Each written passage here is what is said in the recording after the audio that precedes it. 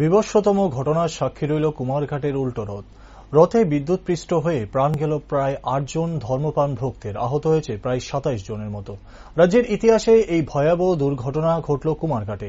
গুরুতর আহত বেশ কয়েকজনকে কুমারঘাট হাসপাতাল থেকে রাজ্যের প্রধান রেফারেল হাসপাতাল জিবিপি হাসপাতালে স্থানান্তর করা হয়। কুমারঘাটের মর্মান্তিক হৃদয় বিদারক ঘটনা শুধু রাজ্যেই নয়, দেশ বিদেশেও মুহূর্তের মধ্যে ভাইরাল হয়ে যায়।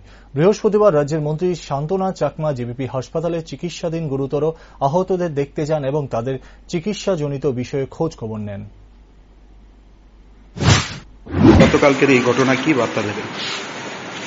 যেটা বলা দুঃখজনক, যেটা আমরা ভাবতে পারি ত্রিপুরার জনগণ হিসেবে হোক অথবা একজন কি বলবো, যেটা দুর্ভাগ্যজনক, তার জন্য আমি অত্যন্ত দুঃখিত এবং যারা নিহত হয়েছেন তাদের পরিবারকে আমি শ্রদ্ধাঞ্জলি জানাচ্ছি এবং সমবেদনা জানাচ্ছি এবং পাশাপাশি যারা হসপিটালে অ্যাডমিট যারা রয়েছেন তাদেরকেও আমি ভগবানের কাছে তাদের যাতে অতি দ্রুত যাতে সুস্থ হয় সেই কামনা করি এবং